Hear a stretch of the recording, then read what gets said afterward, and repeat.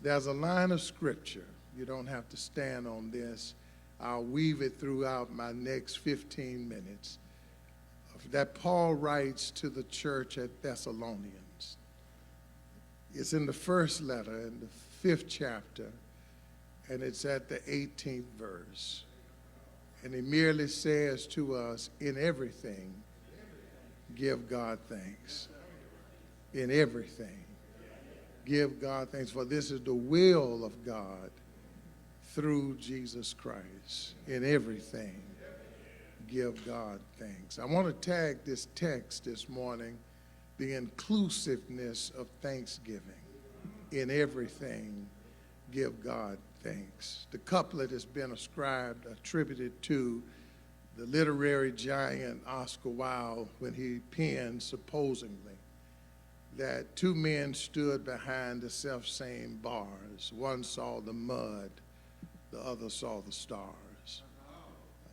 I committed that to memory some 38 years ago, reading through the work of John Killinger at that time, that arrested my attention that two people can stand in the same place and have very different visions about what they see.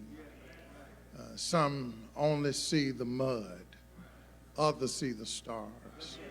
It's a challenge to the human responsibility of not only what we see, but how will we respond to the conditions and the situations that we experience through life. Unlike animals, that too can recall, we have the gift of responsibility to express for those who are around us what we see and what we experience. Two men stood behind the same self-same bars. One saw the mud, the other saw the stars. It's what the preacher George Arthur Buttrick ascribes in another line when he says, the sun, how is it that the same sun can melt the wax and harden the clay? It's what happens in life when we go through our experiences. That it depends on how we respond to what comes our way.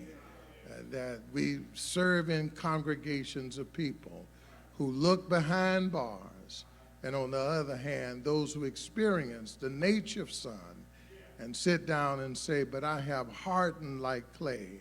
Others say, I've been melted like wax, and I'm moldable and malleable in the hand of a potter that can shape me into whatever God wants me to be, and to respond to him graciously. This is what happened in 1636. The German preacher Martin Reinhardt, who had served God during these dark years of what was called the 30 Years' War.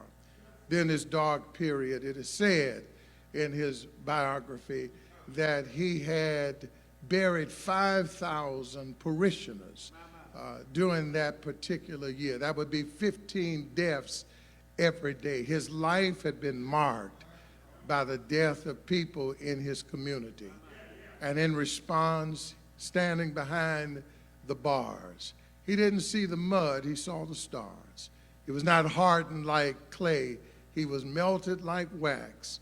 When he wrote down a table prayer, and one line of it merely says, now thank we all our God.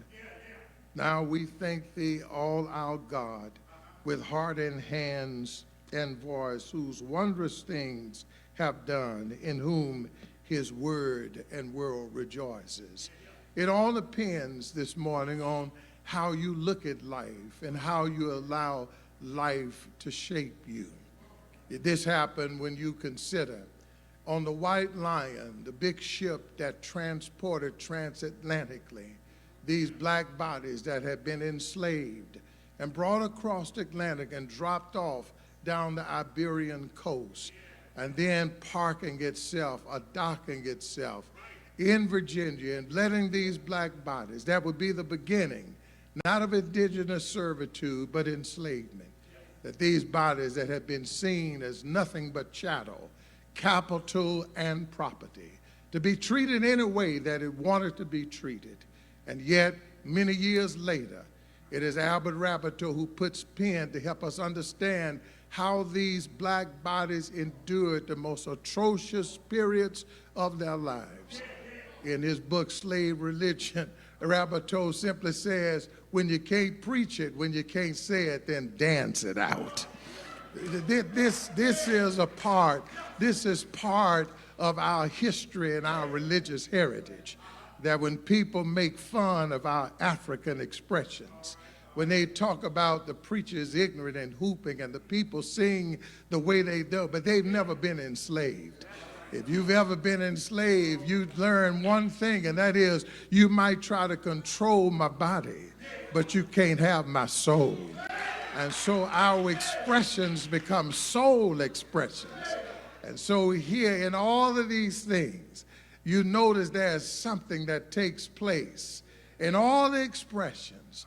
The people who stand behind the bars and see the stars, those who are shaped like melted wax, molded into God's image, even in the face of death, when we open our mouths and say, we thank you, our God, with our hand and our heart and our voice, to whom our love is flowed. At that very moment, you say, there's a note of gratitude in the life of these people. Look with me for just a moment at this one line that the Apostle Paul writes in 1 Thessalonians chapter 5, when he just says, in everything, to give God thanks. And that's all he says when he writes this line, in everything, give God thanks. You know, for Paul to have said that, and I believe one of the mistakes when we read the Gospels or read the epistles is that we forget that these are real people who lived in a real time, who dealt under real circumstances. One of my favorite ways now to read Paul is to read the apostle as a pastor. I know he's an apostle. I know he laid foundations for church, but I like to read him as Pastor Paul and think about how the pastor is related to his congregation. At this moment when we come to chapter 5, I'm sure that he's running out of ink, or should I say his quill, and he's looking in the rearview mirror. He's looking through prison bars. He's looking at not the mud, he's looking at the stars. He's writing to a congregation, a city that he remembered at one time when he had visited. He had just gone there, and he had gone to do one thing, and that is preach Jesus Christ as the Messiah. And for some reason, that gospel turned things upside down. Probably because when he declared Jesus Christ as the Messiah, it was a protest against the position of Caesar in that day. The people in that community started saying, wait, we got a Lord, we got a king, we got a Caesar. And now he comes along talking about that there is some Jesus, some ghetto boy from Nazareth resurrected, and he's protesting the position of Caesar. And the next thing you know, a riot breaks out. A big riot breaks out. John R.W. Stott says the problem with our preaching today is when we preach, people invite us to tea. But when Paul preached, riots broke out. And so there's no tea time for the apostle. There's a fight that breaks out. They go to Jason's house where he's trying to escape. They drag Jason in ministry. And this is what's working in his mind as he's writing now in a distance to his church. He begins with an invocation of appreciation. He thanks the church for their labor of love, their work of faith, and their persistence of hope. And then after that, he goes to a long list of different instructions. You know, he gives these different instructions to the church. He helps them through death. You know, when you die, I wouldn't have you be ignorant. I want you to know that we're going to die. When death is there, when we cry, we don't weep like people that don't have hope. He goes through all of this. He talks about the missionary journey in chapter 2 when his companions go with him and how they measured the ministry and measured against the motives, the motivations, the manipulation of ministry. And now it's almost like a preacher whose time is running out. And you know you only have 10 minutes left. There's more you want to say, and that's how you read the last chapter. Look at it. Verses start dwindling down to one line. And it just says, now pray without ceasing, don't quench the spirit. So he moves from an invocation, instructions, and ends with these exhortations. He's running out of time. Say, take your time. He said, I don't have time. I got somewhere else to go, but I got to lead is with you. And he says, now pray without ceasing. Don't you quench the spirit. Resist the devil. Then he says, in everything, give God thanks. Let me just say that there's a thing called the theology of prepositions. He said, in everything, give God thanks.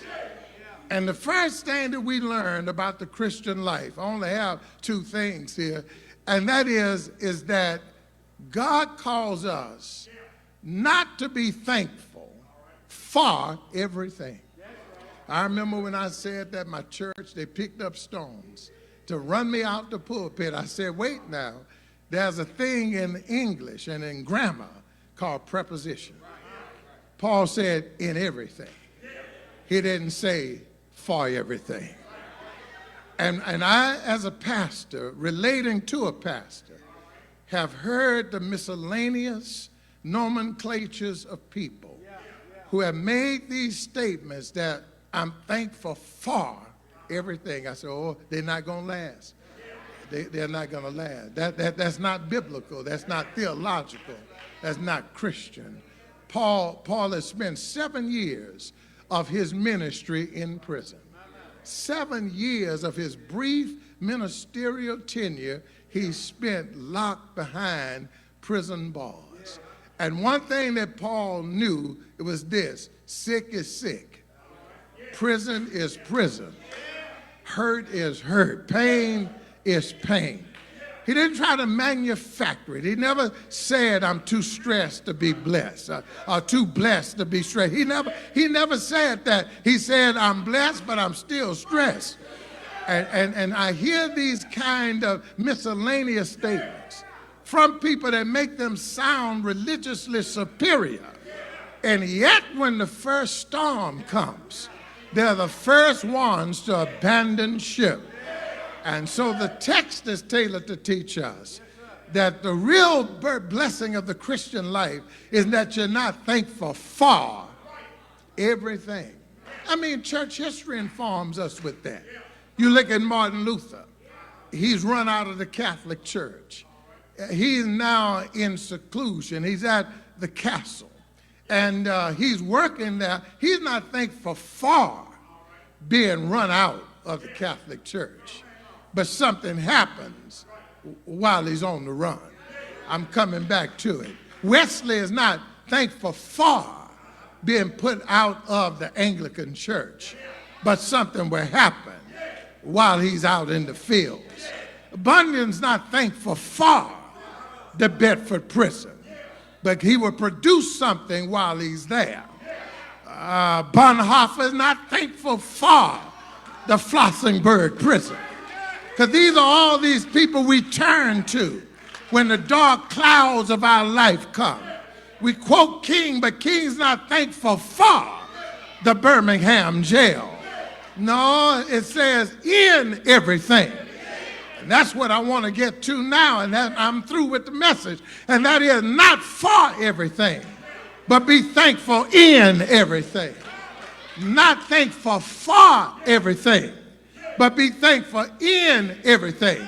I see that your bell, the clap is broke on your bell, because if it were not, you would have understood that. Not for everything, but in everything. Can I reach back at church history and finish what I started with those fragmented statements?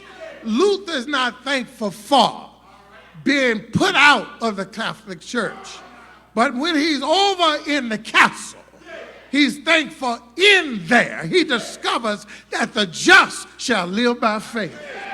Wesley is not thankful for being put out of the Anglican Church, but is in the Wesleyan revivals that he's thankful in that situation. Bunyan is not thankful for the Bedford prison, but in it he writes the most popular document other than Harry Potter at the time. It is the book that is next to the Bible that people call Pilgrim Progress. It is Bonhoeffer in Flossenburg prison where he gives us the letters and papers from that prison. It is King that produces in Birmingham a letter that challenges the lazy lethargy of moderate white pastors. You're not thankful for everything, but Lord, thank you that in every situation, Lord, in everything, give God thanks. I don't spend a lot of time asking people to turn to their neighbor, high five him. If that's your thing and you need that to move people, go on and do it. But if I got to stir you after you've been walking with God for these many years, then just sit there. Because the sign of maturity is not having to have bread, water, or food to be thankful. I'm just thankful that I woke up this morning, and everything else is called a bonus. In everything, be thankful. Wait, in everything, be thankful. Let me show you how this works. In everything, let me tell you something. Let me tell you, those of you who fly, always flying around somewhere, and you're on a plane flying, you say, I'm not thankful for the turbulence, but I'm thankful I'm in the plane. I'm going somewhere. Teasing Greg Patrick, always out in some sea. And when a storm comes out, he ain't thankful for that storm, but he's thankful he's in the ship. For all those of us who've been by the way of the medical center, we're not thankful for cancer. In everything, give God thanks, for this is the will of God in Christ Jesus. Paul now is reflecting, I believe, on something he said in an earlier writing when he says, and I sit down, and we know that all things, in all things, work together for the good of them who love the Lord and who are called according to their purpose. And we know this is will and volition. That is, I got to summons up some stuff. There are times I might forget that when the for of life is against me, I got to invoke the end of gratitude to say, don't forget how to look over your life. That is, in my office, in my phone, in my tablet, in my laptop, there's a thing called box. And in my box, periodically, when I have to do a certain kind of work, I will go to a text maybe of something that I've already done. I'm going back to what I've already worked on to inform what I'm working on now.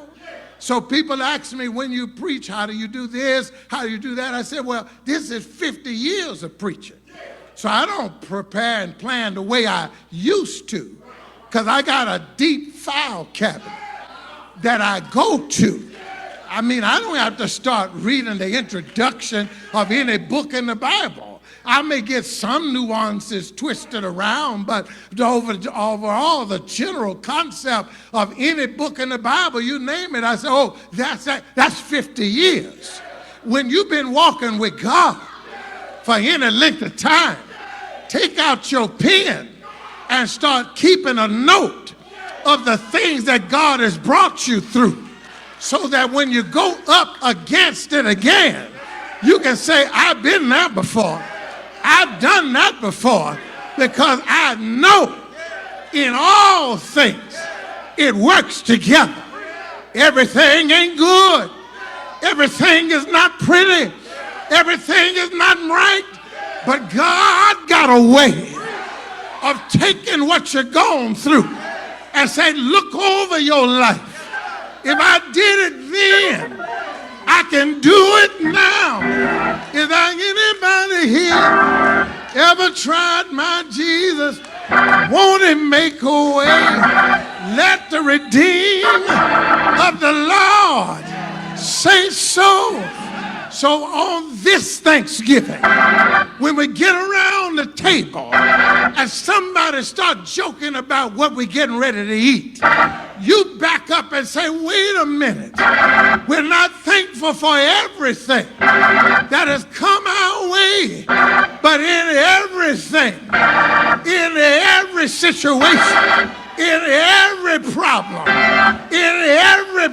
every condition, every circumstance, we are thankful